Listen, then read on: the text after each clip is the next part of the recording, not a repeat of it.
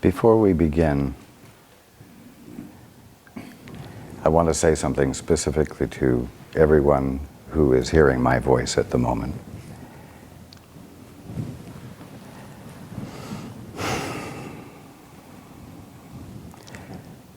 I love you.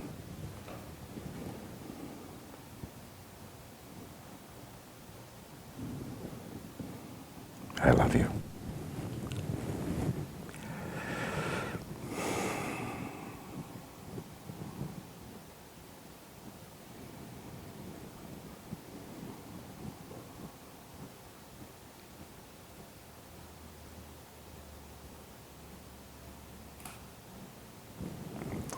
Now,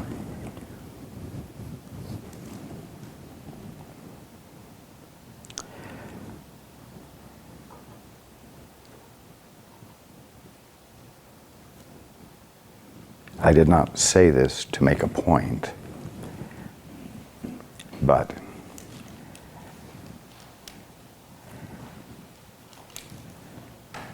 don't take this love that I have embraced you with and, shall I say, deposit it in your heart like you would deposit money in a savings account to hold on to and to feel privately.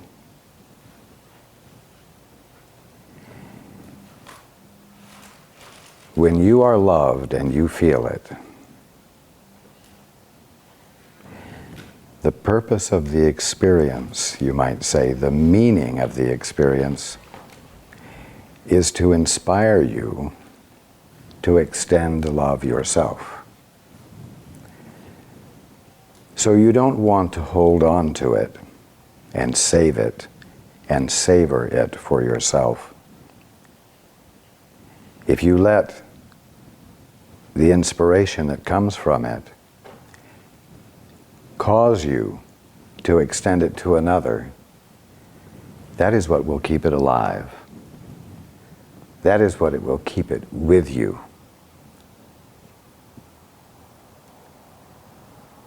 That is what will enliven it in you and thereby enliven you.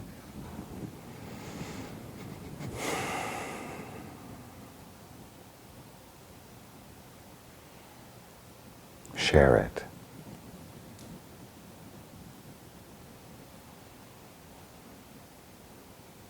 Let it be something that causes you to embrace your brother or your sister.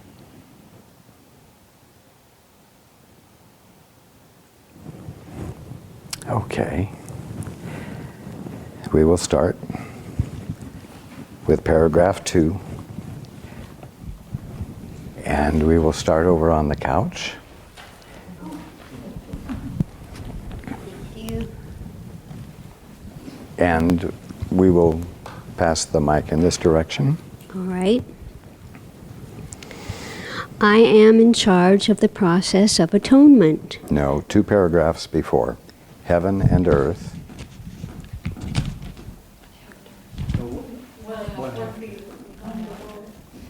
Oh. Heaven and earth shall pass away? Yes. Heaven and earth shall pass away means that they will not continue to exist as separate states. My word. No, let's stop there. Heaven and earth shall pass away means that they will not continue to exist as separate states.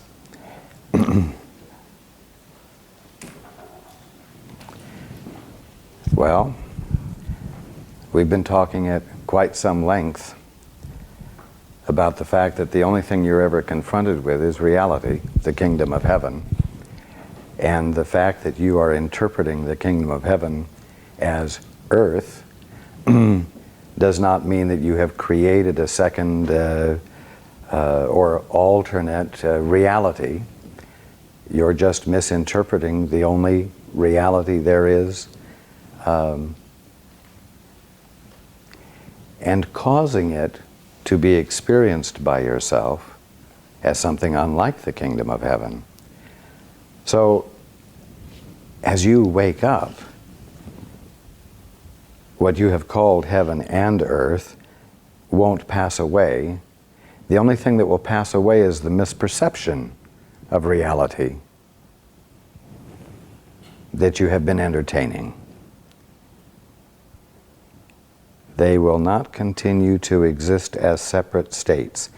Everything that you had been seeing incorrectly, misinterpreting, will in effect apparently become one with what it really is. Everything that you are seeing presently through a glass darkly will seem to merge with reality as reality itself. And so they will not continue to exist as apparently separate states. Again, the reason is that there never were two to begin with.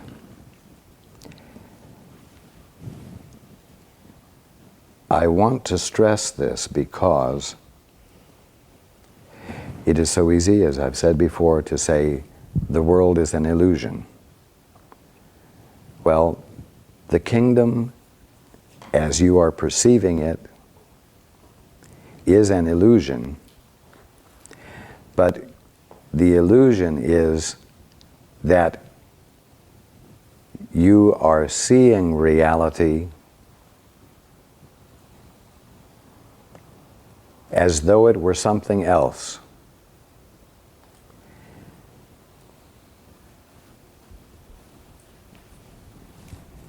It is very important to understand this point,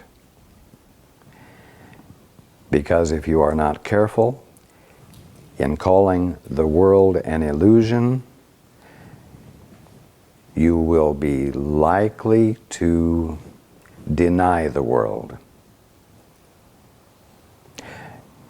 You will be likely to withdraw your attention from it instead of keeping your attention right there with the curiosity to see what it really is.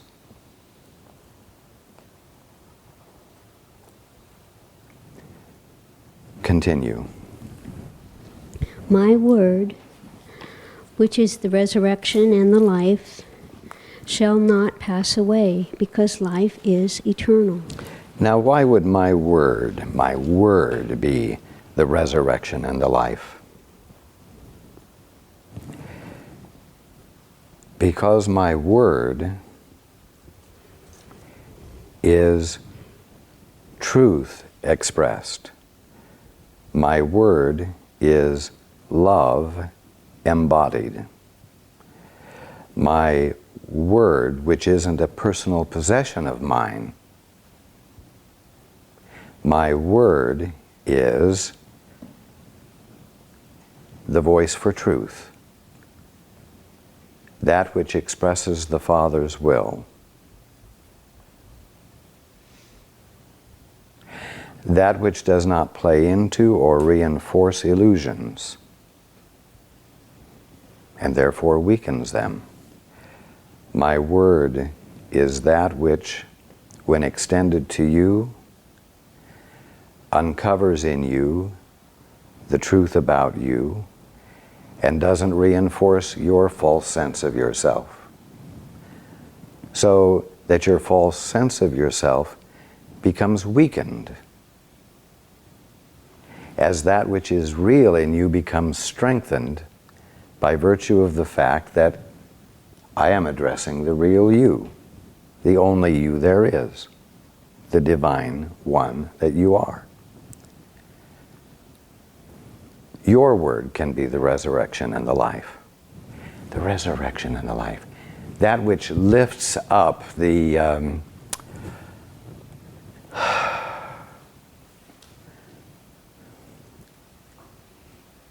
poor concepts you have of yourselves. and reveals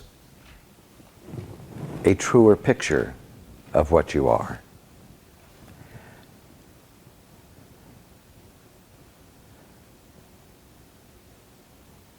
So it resurrects you and uncovers the eternal life that must be present right where you are in order for you to have a fantastic idea that you exist independently, self-authorized, separate, and alone.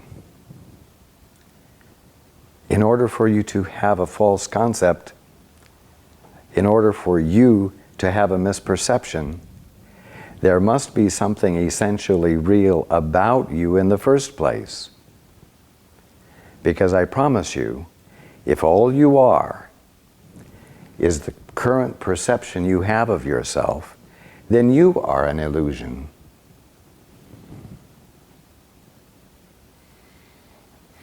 And the simple fact is that you aren't. Right as you sit here, right as you hear my voice, right now, the real one that you are is listening, is present, and is in actuality the only thing present.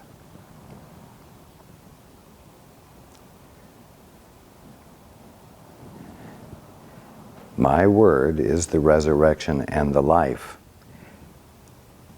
And my word shall not pass away because, why? Life is eternal. What you are is inviolable, unalterable, and eternal.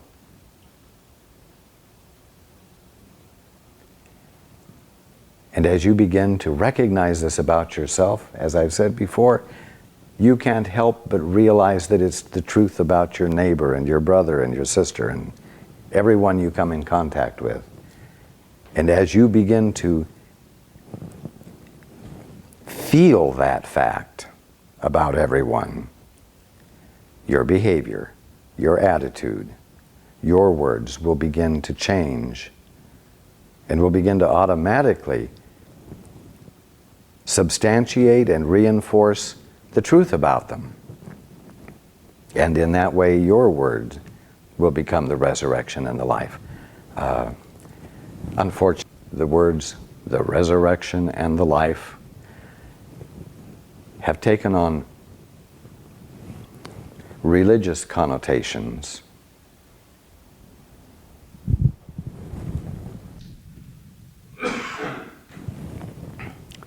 So that they sound at once severe and lofty, but somehow beyond the human experience. And so it's hard to feel connected to what those words mean. And it's very easy to think that it's only my word that is the resurrection and the life.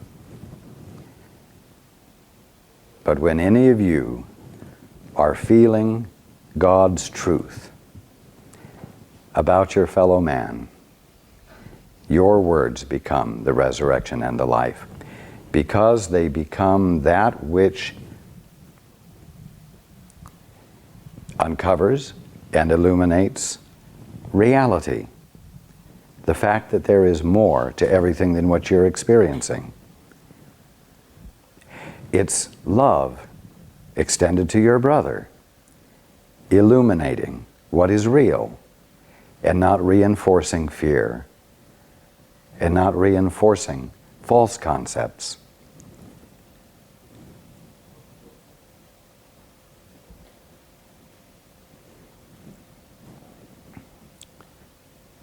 It's not that your words become something magnificent, but they become so genuine and so simple and so grounded and so real that the truth of them feels inescapable to those who hear your words.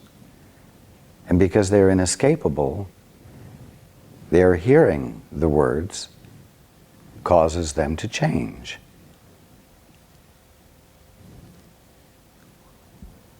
That's the way in which my word or your word is the resurrection and the life.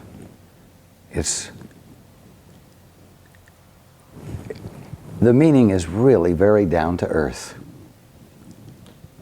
Okay, let's continue. You are the work of God, and His work is wholly lovable and wholly loving. This is how a man must think of himself in his heart, because this is what he is. Wow, how much simpler can you get? This is how a man must think of himself in his heart. Why? Because that's how he'll get 10 gold stars? Or because that will refine his soul? Or so that he can become worthy of entering the kingdom of heaven? No.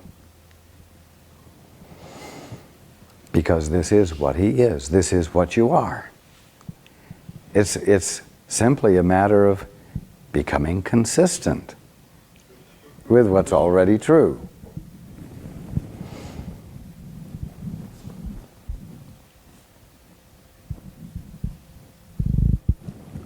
Okay, let's continue.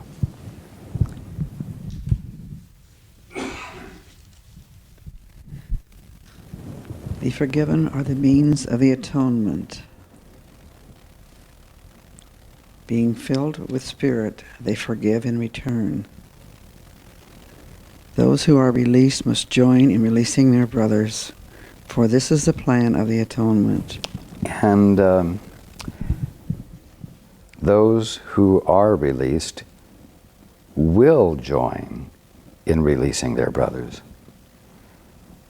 It's a spontaneous response. If you're suddenly filled with joy, everyone else will know it.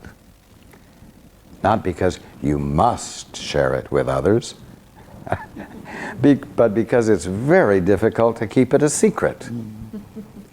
Have you ever seen someone who has discovered that a surprise they were planning for someone else is actually going to work? The plan they had is actually going to work, and they find out that it's going to work right in front of the person it's supposed to be a surprise for, and how difficult it is, actually how impossible it is for the person who is going to be surprised not to notice that something unusual is going on and begin to ask about it. Those who are released will join in releasing their brothers. For this is the plan of the atonement. For this is the way it works.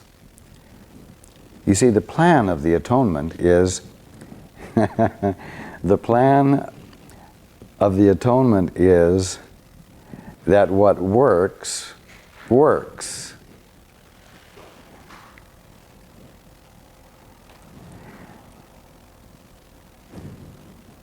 Do you get it? The plan isn't some special plot or design for a special circumstance. The plan of the atonement is that the way things are elicit the experience of the way things are. The plan of the atonement is that when you begin to engage in the atonement, you come into alignment with the way things work, divinely speaking. And when you come into alignment with the way things work, things begin to work that way. Not because it's a plan, but because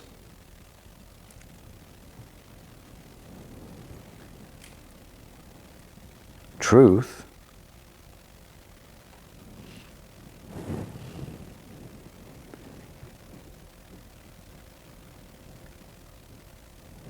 Because truth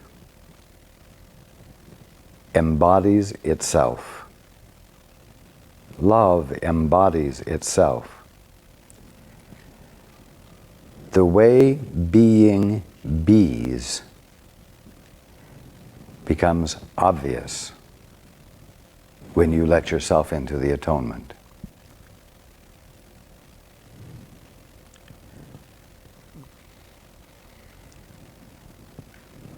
So when you let yourself feel forgiven because someone has uncovered your innocence to you, you cannot help but feel joy, and you cannot help but release your brother or sister from grievances you have held against them, because it's obvious to you that without having done anything to deserve it, you are innocent, guiltless. And your guiltlessness honors you fully, illuminates you in your perfection fully. And because you know you did nothing to earn it, you paid no penance, but the truth about you has been illumined within you, to you, and you feel it. You know inescapably that this is utterly true about those you were holding grievances against.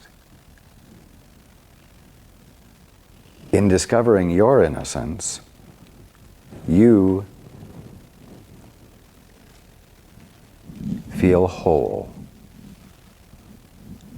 And you realize that any grievance you had been holding against another for something they took away from you, you realize that the grievance is invalid, because in this experience of your innocent wholeness, it's clear to you that they took nothing away from you. And therefore, no grievance is justified. The grievance is silly.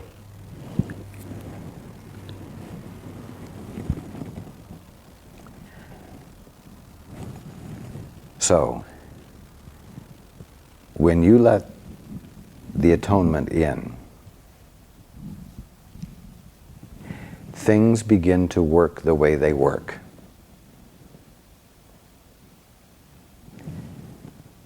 The plan of the atonement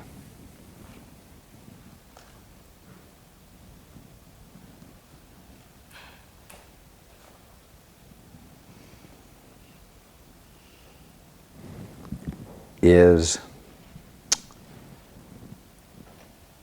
implemented.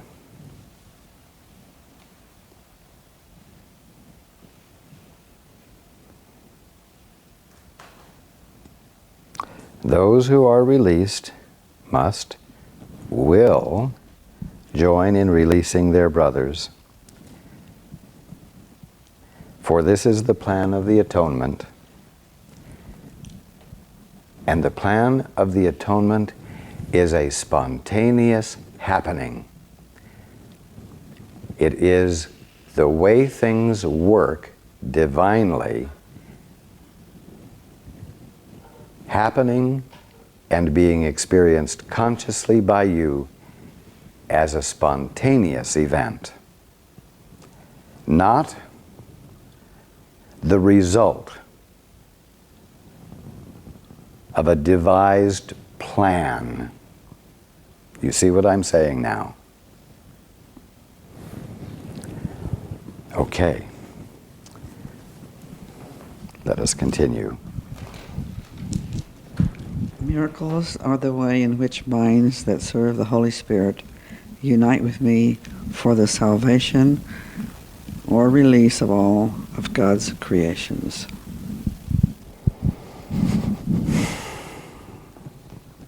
Indeed. Let's continue. I am the only one who can perform miracles indiscriminately. because I am the atonement. You have a role in the atonement which I will dictate to you. Ask me which miracles you should perform. This spares you needless effort, because you will be acting under direct communication. You will also not be influenced by pre-existing concepts of how things work or what a miracle ought to be or who it ought to happen to. You are not likely to be misguided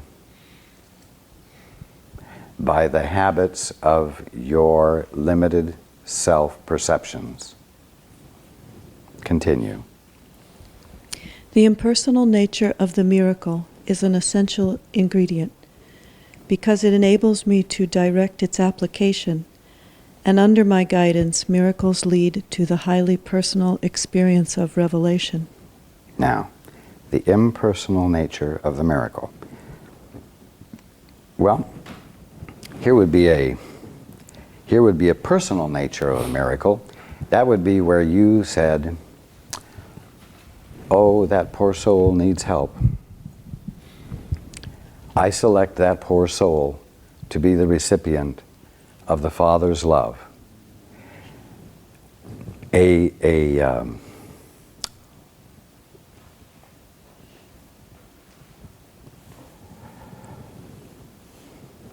miracle of a personal nature would be a miracle that you authorize.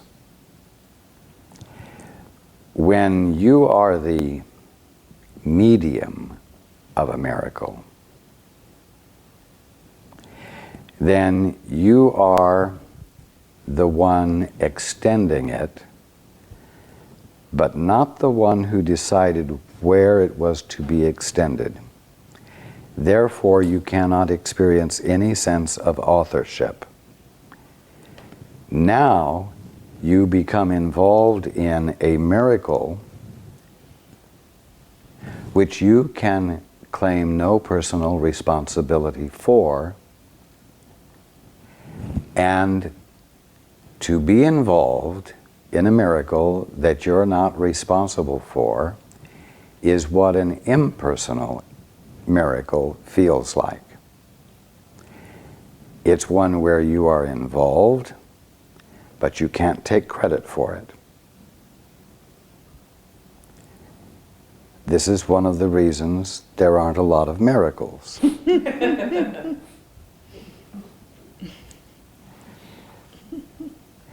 Because it leaves the ego entirely out of the picture. The ego says, "Can't get no satisfaction."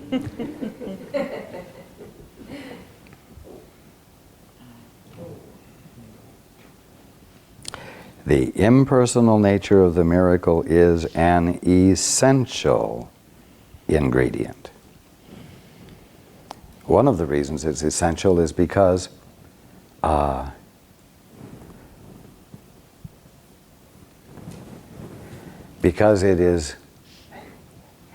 miracle can't happen until you join with something other than yourself. A miracle can't happen until you stop insisting upon being an independent authorizer, which is exactly the cause of what you call the human condition, all the suffering and all the excitement. But awakening begins when you arrive at a point of reaching out beyond your best judgments and your best theories and so on. And you ask for help. You reach out and open up to join with something else. So it's an essential ingredient of the miracle. Why? Because it enables me to direct its application.